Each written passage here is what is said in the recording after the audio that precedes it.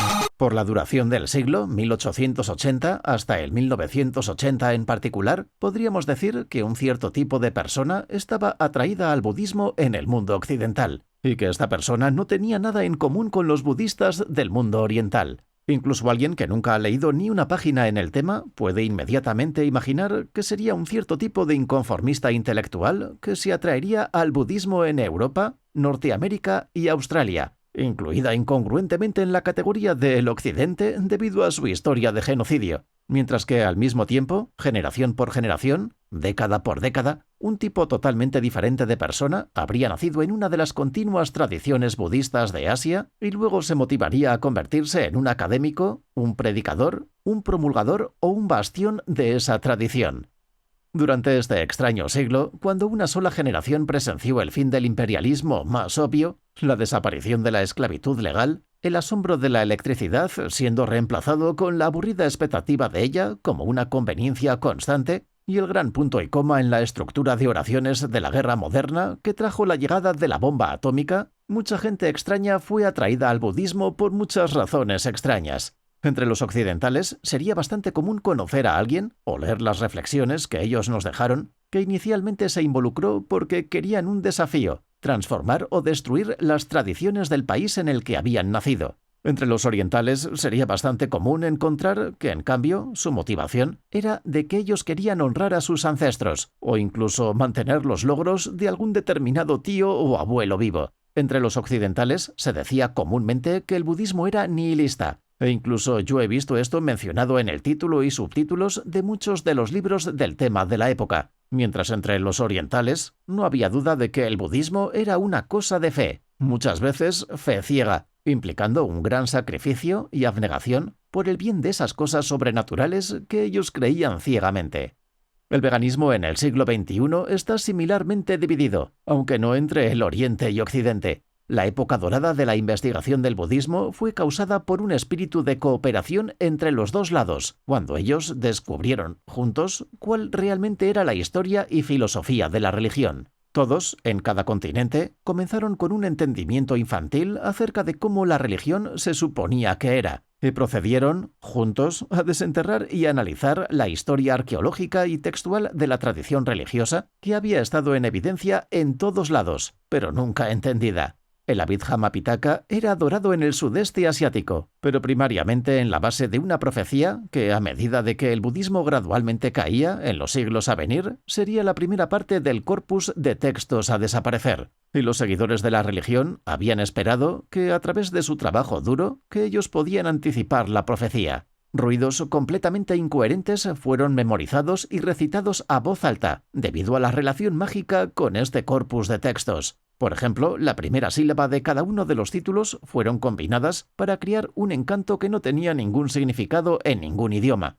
Pero no había ni una persona que te pudiera dar una explicación inteligente de qué significado tenían los textos, por qué habían sido escritos o qué era supuestamente filosóficamente interesante acerca de ellos. Todavía era bastante común, cuando yo estaba viviendo en Tailandia, de que se escribieran estas palabras mágicas con tiza, y luego que el polvo de la tiza fuera recogido para ser incorporado en amuletos, tinturas e incluso tatuajes. Estoy seguro de que la magia era aumentada con el analfabetismo de todas las personas que eran parte del proceso, y su total incomprensión de qué eran estas palabras o de cómo habían llegado a ser consideradas como importantes.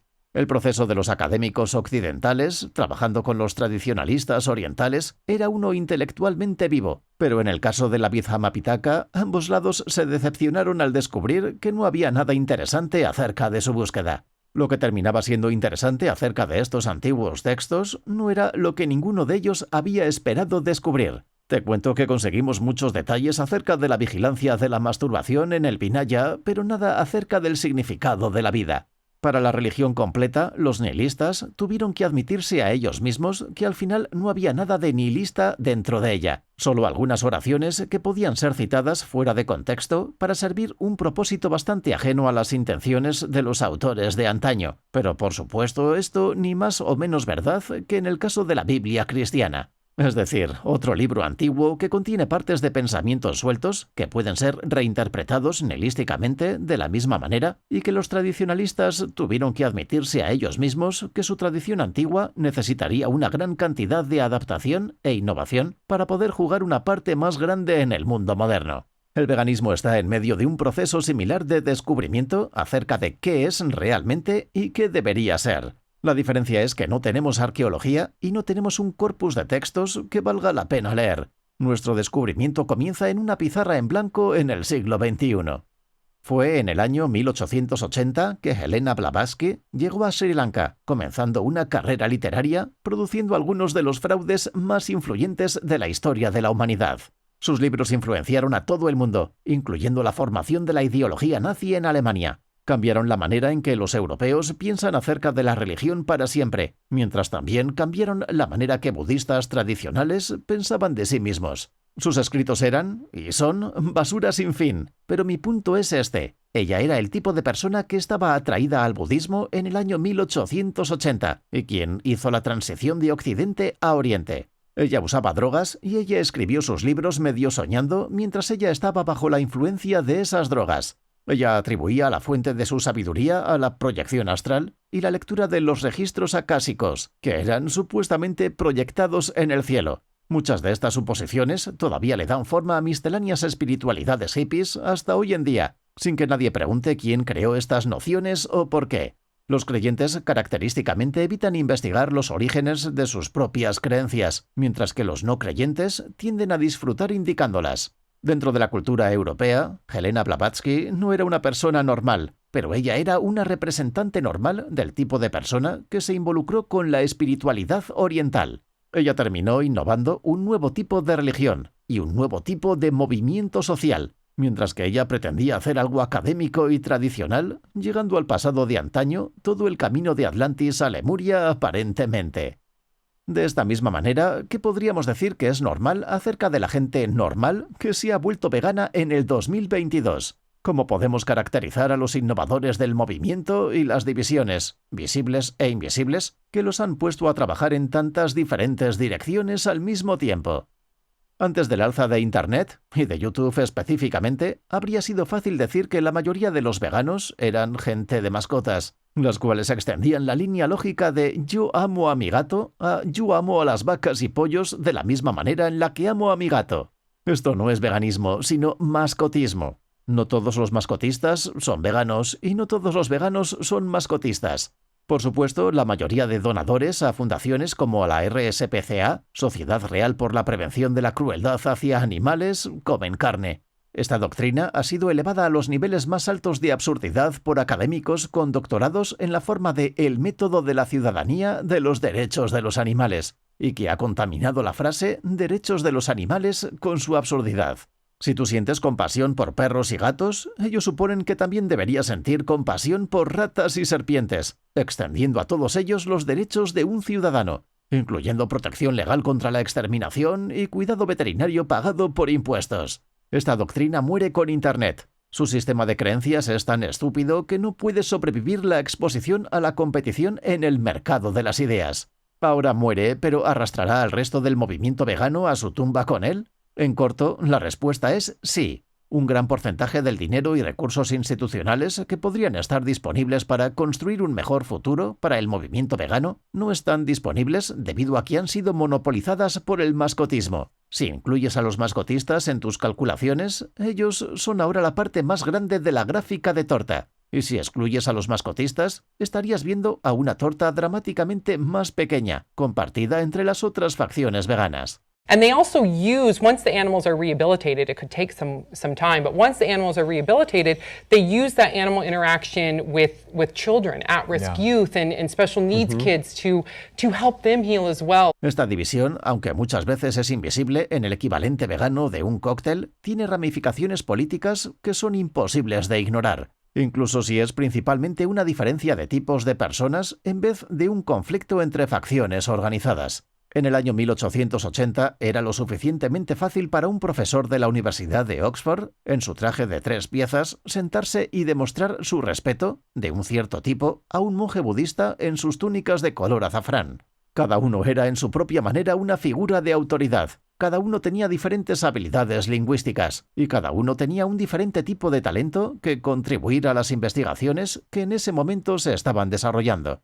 No hay tal mutuo respeto o cooperación que sea posible entre mascotistas y veganos. Los mascotistas pueden pretender ser abiertos de mente durante la corta duración de un cóctel, pero su punto de vista está basado en su certitud dogmática de que su definición de compasión es la única válida. Entonces el resto del planeta son percibidos como inmorales, psicópatas y sin sentimientos. Definitivamente incluyendo a los veganos que se atreverían a estar en desacuerdo. En el otro lado, en el cual no me refiero a gente que come carne, sino a los veganos que éticamente se oponen a tener mascotas, los mascotistas creen en una noción de compasión que es contradictoria, egoísta e inmoral. Ellos quieren que un gato sea su juguete. Entonces lo castran o lo llevan a cabo algún tipo de histerectomía removiendo todo el sistema hormonal de las hembras. ¿Es esto compasión? Ellos arreglan al animal como si las conductas naturales e instintos estuvieran averiados, en vez de que es meramente inconveniente para un humano que quiere que un animal salvaje se comporte como si fuera un juguete viviente. Los mascotistas después mantienen a sus animales cautivos en el sofá, viendo televisión, en condiciones que serían consideradas inhumanas para criaturas en un zoológico, y aún consideran esta la cima de los derechos animales, argumentando de que es nuestra obligación moral. Por ejemplo, en el caso de gatos salvajes, perros salvajes, etc., proveer a estos animales averiados con una vida de comodidades humanas, arreglarlos y luego entrenarlos para que también sean entretenimiento apropiado para sus dueños humanos. Estas comodidades son el estándar de cuidado que ellos imaginan que tienen derecho todos los animales. Su entero movimiento político consiste en un intento de extender esos derechos a cerdos, pollos y otros animales en granjas. Por esa razón, ellos se esfuerzan sin fin para probar que todas las otras criaturas también pueden ser animales de compañía. Si los tiburones, cucarachas y las chinches no se pueden mimar en práctica, los mascotistas argumentan aún así que tenemos que extender nuestro círculo de compasión a ellos, en principio, y considerarlos nuestras mascotas en algún sentido abstracto. Ellos orgullosamente muestran fotos de ellos abrazando una rata, acariciando un cerdo o un oso, y nunca se preguntan por qué el valor de estos animales es establecido demostrando que uno puede acariciarlos, de que ellos pueden ser usados como un juguete humano. El veganismo en principio es el rechazo del uso de animales. En este sentido estrictamente definido, no depende de compasión por los animales. Alguien fácilmente podría rechazar castrar un gato porque odian a los gatos, en vez de decir que los aman demasiado para hacer la operación, convirtiendo un gato en un juguete viviente, y al tener un extraño placer al tenerlo decorando tu apartamento, tú estás usando al gato. No es el mismo uso que tiene un animal en la producción de cuero ni en la decisión de comprar y usar zapatos de cuero, pero por supuesto que es un uso. Tan certeramente como jinete dobla la espalda de un camello, tú estás doblando este animal a tu voluntad.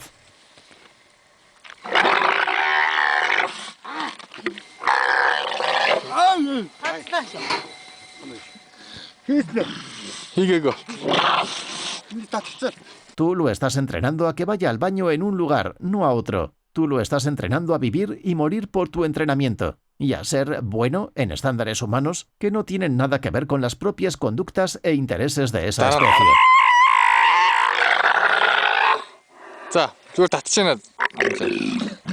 Los perros son prevenidos de pelear con otros en el parque, con cada uno de los dueños tirando de la correa, diciéndoles a sus juguetes que sean buenos, pero significando actúa como lo haría una buena persona. ¿Acaso no sería ser bueno para un perro pelear por el liderazgo de su manada en vez de ser ahorcado con una cadena tan pronto como trata de ejercer sus instintos naturales? Sería igualmente inmoral hacer estas cosas a un león que hacérselas a un gato. Los mascotistas consideran inmoral que un zoológico entrene a un león a responder a comandos verbales, mientras ellos no encuentran nada inmoral en hacerles la misma cosa a un perro que es una mascota. Un pulpo es hermoso. Mantenerlo en un acuario es feo. Incluso si nosotros no le sacamos los ovarios ni lo castramos, ni le quitamos sus garras al pulpo en cautividad. Nosotros no entrenamos a los pulpos a disfrutar ser acariciados por una mano humana, pero los perros son entrenados desde el nacimiento a pretender que son felices en su cautividad, en su celibato, en su castración, en su aislamiento por muchas y largas horas mientras su dueño está en el trabajo, su monótona dieta de croquetas secas y de su vida separada de todos los instintos y actividades que ellos disfrutarían en la compañía de su propia especie en la naturaleza. Un perro es forzado a expresar su entusiasmo en maneras que el ojo humano puede percibir en vez de las leves señales que existirían dentro de una manada de lobos, saltando y aullando con una emoción ensayada para poder recibir un poco de comida como recompensa. Buen perro. Los mascotistas insisten que estas señales de la degradación más despreciable debería ser interpretada como felicidad, ambos en el momento de regocijo del perro y en la visión más larga de siglos de entrenamiento sádico y la crianza eugenésica que nos ha llevado a este momento. Los eones en que la naturaleza fue doblada en contra de su propio propósito, contorsionándose y restringiendo al lobo hasta que se convirtiera en lo opuesto, el perro. La felicidad fingida es el truco más importante del animal, y si lo saben o no, ejecutar este truco es la única razón de la existencia de su raza. Lo que los dueños quieren es la ilusión de que la subyugación es felicidad, no porque ellos necesitan justificar el nivel de su propia domesticación, pero en cambio porque ellos quieren un retorno a la existencia despreocupada de la infancia, emblematizada por el perro de la familia. Los dueños no son simios en jaulas que desean volver a la naturaleza, sintiendo el completo alcance de sus propios instintos por la primera vez. Ni tampoco son ellos caballos rebelándose en contra del sillín y el látigo, deseando poder correr libres. Ellos son humanos que resienten los pesos y las libertades de la adultez, deseando que ellos pudieran ser domesticados, enjaulados y cuidados a incluso un grado más grande del que ya están. Ellos no consideran este eterno regreso a la dependencia como una pérdida de independencia, por todas las mismas razones que ellos no ven que un perro perdiera algo en comparación del lobo. Con una mezcla de sentimientos confundidos ensamblados desde memorias de sus infancias a medio olvidar, ellos se imaginan ser cuidado como su estado natural, es decir, que tendrán siempre el derecho a una vida sin preocupaciones, simplemente como una consecuencia de su nacimiento o adopción, justamente como el perro de la familia. Este es el por qué los dueños, fanáticamente, insisten que ellos tratan a sus mascotas como si fueran sus propios hijos, a pesar de las obvias asimetrías. Ellos insisten en que esta infantilización excluye la posibilidad de explotación, mientras que en realidad ellos explotan al perro precisamente con forzarlo a jugar la parte de un infante para siempre. Ellos no ven su propia segunda infancia en la imbécil, pasiva, irresponsable y autoindulgente vida del animal hogareño, y ellos planean sus vacaciones y jubilación acordemente. Ellos proveen esta existencia a un animal como una ofrenda votiva ante los dioses, deseando de que todo el mundo fuera similarmente infantilizado, con todos y todo siendo cuidados como ellos cuidan a su perro. Esta es la vida que ellos aspiran para ellos mismos, teniendo ninguna ambición más alta que la de ser un perro humano. Ellos pueden ver la miseria de un pulpo en el acuario debido a que están dispuestos a admitirse a ellos mismos de que su cautividad no tiene propósito. La falta de propósito de la vida del perro en la alfombra y en el sofá al lado de la televisión es más difícil de ver para ellos. Admitirlo necesitaría que también los dueños reconozcan la falta de propósito de sus vidas. Al romper el espíritu del perro y al decir que es feliz, ellos crean un símbolo para su propia cautividad y después tratan de transformar su importancia a través de magia simpática. Ellos cuidan el perro de la misma manera que ellos desean que alguna autoridad superior, paternal, política o sobrenatural, los cuidara cuando sea su turno. Si eso fuera a pasar, los dueños descubrirían que una vez que se convirtieran en propiedad, ese cuidado desde arriba nunca podría compensarlos por lo que perdieron de abajo. La voluntad de otra persona, sin importar qué tan superior o simpática, nunca podrá consolar tu propia falta de espíritu una vez que ha sido roto. Tu propia naturaleza puede ser tomada de ti, pero no se te puede dar ni dártela de vuelta. Tu infancia puede ser tomada de ti, pero no te la pueden dar ni dártela de vuelta. La mano que te alimenta es la misma mano que te golpea, que te ata, que te rompe. Tú y el perro ambos morderían la mano que te alimenta, solo si supieran que a través de tantos siglos que siempre ha sido la misma mano. Entonces es que los mascotistas piden donaciones para rescatar perros salvajes de los horrores de la naturaleza, imaginando que estar atrapados y entrenados para vivir en hogar adecuado es la única felicidad que su especie puede conocer. Hacer reverencias, pedir y comer de la mano del dueño. Nosotros pretendemos que sería difícil de lograr la misma disposición con monos o incluso miembros de nuestra misma especie. Reducirlos a un estado de dependencia, de invalidez física y mental, para que los dueños entre nosotros podamos poner en práctica nuestros inapropiados instintos parentales al cuidarles a ellos, convirtiéndolos a través de la castración, eugenesia, collares, cadenas, látigos, etc., incapaces de ser nada más que infantes perpetuamente dependientes del amor de sus dueños. No sería muy difícil, sería malvado. Con la tecnología moderna, ¿cuántas décadas nos tomaría antes de que tuviéramos una variedad de monos u hombres que fueran tan diferentes de sus ancestros salvajes como lo son los perros de los lobos, siendo felices de sentarse, suplicar y rodar solo para ser alimentados y agasajar como cualquier otra mascota? ¿Cuánto tiempo tomaría para que una vida humana también sea, en este mismo sentido, arreglada y rota? Si tú consideras este peculiar tipo de amor como un instinto cariñoso o uno dominante, es irrelevante. Los aspectos más feos de la esclavitud aún siguen con nosotros y están siendo practicados por las mismas personas que afirman que el especismo es paralelo al racismo y la liberación animal paralela a la manumisión de esclavos. Estas mismas personas han tenido animales quirúrgicamente modificados, han puesto collares, han puesto cadenas y entrenado. Los mascotistas explotan estos animales ni por trabajo ni por comida, pero los ponen a través de un extraño trabajo duro para que los humanos se sientan bien con ellos mismos. Es un tipo de esclavitud que existe meramente por el bien de la autoestima de los dueños.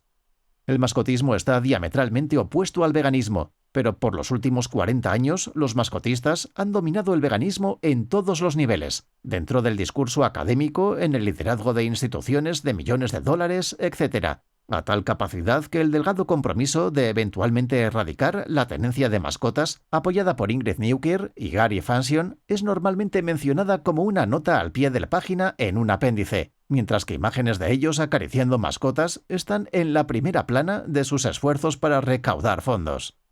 El dinero e influencia en el movimiento han sido dominados por el mascotismo y por la simple y falsa lógica de extender la misma compasión de mascotas hogareñas a animales en granjas y luego a animales salvajes, pestes y parásitos. Sí, mosquitos son mencionados en las mismas discusiones acerca de la pregunta de qué hacer con ratas y serpientes descubiertas viviendo dentro de nuestra casa. Hay absolutamente cero compatibilidad entre los dos lados. El abolicionismo fue un intento sincero de reconciliarlas bajo el pretexto de que si abolimos la categoría de propiedad, para que ni las mascotas ni animales salvajes sean legalmente categorizados como tal, la contradicción dentro de la doctrina de la compasión desaparecería. Una infestación de ratas no es la propiedad de nadie, y aún la contradicción sigue ahí. Los veganos tienen que, en efecto, tener que tratar con la disonancia cognitiva de exterminar plagas, ya sea en casa, un apartamento o dentro de la topiaria y de las ramas podadas de una aparentemente granja vegana.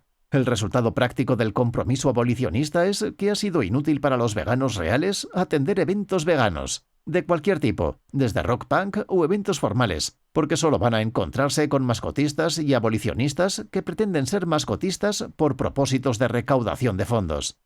El mensaje de que tú puedes acariciar una vaca tan cómodamente como tú podrías acariciar un gato gana millones de dólares al año. Farm Animal Sanctuary gana más de 14 millones de dólares al año con este mensaje. El mensaje de que ni los gatos ni las vacas quieren ser juguetes humanos te ganará nada más que desprecio, incluso de la gran mayoría de personas que se consideran veganas. Con los mascotistas, en el 2022, tenemos una tipología psicológica tan clara como la de Helena Blavatsky en el 1880. Hay un cierto tipo de persona que forma una apreciación infantil por los animales como mascotas y luego mantiene esta actitud hasta la adultez. Ellos no pueden comprender la fría indiferencia hacia el sufrimiento animal de la gran mayoría de los adultos que los rodean, o por lo menos ellos cultivan una apariencia de esta incomprensión como una señal de su pureza moral. Estos psicópatas, ellos piensan que simplemente consideran a los animales como cosas para su uso, como un medio para su fin, mientras los piadosos mascotistas insisten que los animales, en cambio, son miembros de nuestra familia, siendo criados para un propósito mucho mejor que la matanza, aunque son reacios a admitirse a ellos mismos cuál es ese propósito. Desde la perspectiva vegana, los mascotistas también consideran a los animales como cosas de uso. Ellos no son veganos en lo absoluto. Ellos son simplemente gente que se rehúsa a comer carne porque pueden reconocer el parecido entre animales en general de la granja, castrados y mantenidos en cautividad, y los animales en concreto que ellos deciden castrar y mantener en cautividad como sus mascotas. La filosofía mascotista es, en corto, de que el mundo debería ser un zoológico de animales acariciables. La filosofía vegana implica que los zoológicos de animales acariciables no deberían existir en lo absoluto. Sin embargo, el punto práctico que estoy haciendo en este capítulo es meramente de que estas son las personas que conocerás dentro del veganismo. Este es el perfil psicológico. Como con los seguidores de Helena Blavatsky, un cierto nivel de inteligencia es asociado con esta tipología. That is a peaceful being that harms no one. That is a peaceful being that harms no one. That is a peaceful being that harms no one. Sin importar cuántos mascotistas hayan y sin importar a cuántos millones de dólares sus donaciones equivalgan, su discurso de compasión es tan irrelevante al veganismo como el budista, jainista y discurso hindú acerca del karma. Si, hipotéticamente, nosotros viviéramos en un mundo donde el 90% de la gente adoptara una dieta vegana, debido a esta doctrina de compasión, esa mayoría se mantendrá antitética al movimiento vegano. Ellos serían los reales enemigos del movimiento vegano, incluso si fueran habitualmente clientes de los mismos restaurantes que los veganos antimascotistas. Lo mismo sería cierto si en cuanto a ese hipotéticamente 90% de la gente adoptara una dieta vegana debido a una creencia sobrenatural en la reencarnación, o como respuesta a un líder de una secta cristiana carismática, o un resurgimiento de las supersticiones de Pitágoras. Los mismos problemas existen en el budismo moderno. Gran cantidad de personas se convierten en budistas por las razones equivocadas y luego se convierten en los verdaderos enemigos de la religión, sin importar qué tan ostensiblemente ellos hagan los rituales necesarios y sin importar con cuánto cariño o cuánto desdén ellos sean tratados por los budistas reales. En caso de que esto suene demasiado hipotético para ti, déjame preguntarte, ¿nunca has conocido a una sola persona que se convirtiera al budismo debido al uso de drogas alucinógenas? Por varias generaciones, ya la religión ha sido habitada por grandes números de adictos a drogas que parecieran estar totalmente ignorantes de que el budismo predica y requiere total abstinencia de drogas psicoactivas de cualquier tipo. Los budistas reales tratan de tolerar a estas personas con la esperanza de que ellos harán la transición de hacer lo correcto por las razones incorrectas o hacer lo correcto por las razones correctas. Ellos nunca lo hacen. Puedes tomar a un drogadicto y envolverlo en la religión de la sobriedad, y él igual seguirá siendo un drogadicto, incluso si él se inclina ante una estatua y recita las palabras sagradas en un idioma extranjero que no puede comprender. Ya sea desde la perspectiva de alguien dentro, viviendo lo correcto y lo incorrecto definido en términos ideológicos, o desde la imparcial distancia de un nihilista de afuera, es posible hacer las cosas correctas por las razones incorrectas, y es completamente posible de que la gran mayoría de gente, haciendo cualquier tipo de cosa, los activistas, están siguiendo este supuestamente raro patrón. Cuando tú reclutas gente a un movimiento político por las razones incorrectas, tú debilitas el movimiento, simplemente al trabajar con la gente incorrecta. Tú creas una situación en donde la gente incorrecta está haciendo cosas buenas por las razones incorrectas, hasta que un día inevitablemente incluso eso sale mal. Todo lo dicho acerca del liderazgo de los mascotistas, en este respecto, puede ser repetido para los nutricionistas. El marketing del veganismo, como un milagro para perder peso, ha simplemente reclutado a la gente incorrecta al movimiento. Sin importar qué tan cariñosamente o condescendientemente son acogidos por veganos reales, ellos aún así están trabajando con las motivaciones equivocadas hacia fines equivocados. Ellos se mantienen como enemigos del movimiento desde dentro. No deberíamos estar sorprendidos de que esta falsa analogía de que el movimiento vegano es más popular que la cosa real, por todas las mismas razones que en California, por lo menos el budismo falso y el hinduismo falso son mucho más populares que la cosa real. El problema es, en resumen, la adoración de un ídolo. El veganismo es un ídolo falso que une muchas tendencias mutuamente hostiles, de la misma manera que la estatua del Buda junta a los tradicionalistas y antitradicionalistas con la misma reverencia, con una misma fe ciega. Crucialmente, cuando adorada, la estatua se mantiene en silencio. Hay un similar tipo de silencio entre los líderes del movimiento vegano que han tenido éxito financiero, Early-Zeth, etc., porque ellos saben de que unas cuantas palabras podrían convertir un gran número de sus seguidores en contra de ellos, y en contra de ellos mismos en cualquier momento. ¿Qué tipo de persona cruzó el océano desde Europa a Sri Lanka en 1880? ¿Qué tipo de europeo aprendió un lenguaje asiático en esa era y luego empezó proyectos en la arqueología y filología? Buenos o malos, nosotros tenemos que decir que gente de extraordinaria ambición e inteligencia fueron los únicos capaces de intentar tales misiones en ese contexto histórico, incluso si ellos fallaron. A nosotros nos gustaría imaginar de que gente de extraordinaria ambición e inteligencia se están convirtiendo ahora en veganos, pero lo opuesto es cierto. El veganismo no requiere inteligencia, no atrae gente inteligente, y la tipología psicológica de veganos, como han sido divididos en los bandos que he bosquejado en este capítulo, mayoritariamente excluye a la gente inteligente. Esto es debido a factores superfluos y efímeros, fácilmente ignorados y fundamentalmente poco interesantes, aunque de real importancia política. Culturalmente, jugar ajedrez es asociado con inteligencia, pero cualquier idiota lo puede hacer. De hecho, gente de muy bajo calibre intelectual se convierten en maestros de ajedrez mientras están en prisión, debido a la falta de algo mejor que hacer. Sin embargo, dentro de un particular contexto cultural, saber acerca del ajedrez podría estar asociado con una inteligencia superior. De la misma manera, en la medida en que las ciencias sociales pueden demostrar cualquier cosa, sería bastante fácil demostrar de que gente que puede dar respuestas bien informadas a una batería de preguntas acerca de música clásica son mucho más inteligentes que la gente que responde mal, aunque cualquier imbécil puede apreciar la música clásica y un gran número de gente inteligente completamente desprecien la música clásica, incluso si esto es porque simplemente prefieren otro género. Mi punto es simplemente de que dentro de un específico contexto cultural, en un específico periodo de tiempo, un tipo psicológico u otro se dedicarán a un pasatiempo u otro. Se producirá un efecto de agrupamiento, permitiéndote conocer gente brillante, muy motivada en un lugar y sorprendiéndote de que todos parecieran ser idiotas flojos en otro. Este agrupamiento de gente talentosa en un lugar y la escasez de ellos en otro es un complejo efecto secundario de factores culturales simples y superficiales. Shakespeare escribió para una audiencia de imbéciles, y la mayoría de sus obras son el mismo tipo de drama sin significancia que Hollywood produce para el deleite de amas de casa semialfabetizadas que ven la televisión en las horas entre el almuerzo y el regreso de sus hijos de la escuela. A pesar de eso, tú te encontrarás con gente muy inteligente y esforzada en el siglo XXI, si tú vas a una conferencia para las personas que están seriamente interesadas en la lectura de Shakespeare. En la medida en que la inteligencia puede ser medida, cualquier investigación encontraría de que la minoría de gente que se han vuelto versados en el cuerpo de textos de Shakespeare son más inteligentes que el promedio, aunque este tipo de conocimiento no requiere ningún tipo de inteligencia especial para ser cultivado, simplemente un interés especial. Estos efectos de agrupación cultural pueden ser superficiales, pero las consecuencias para la política disidente son profundas.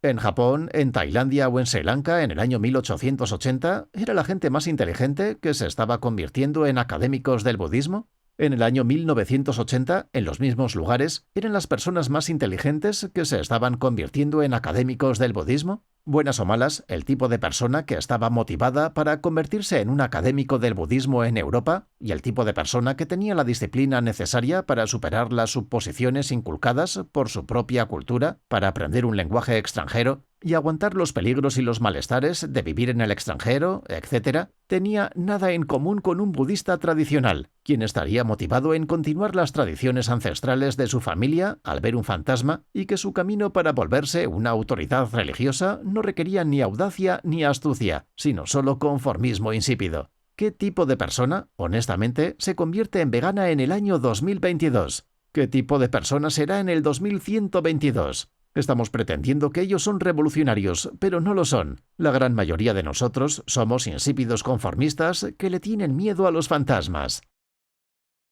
Abbas Lassil has like 2,400 videos, I think.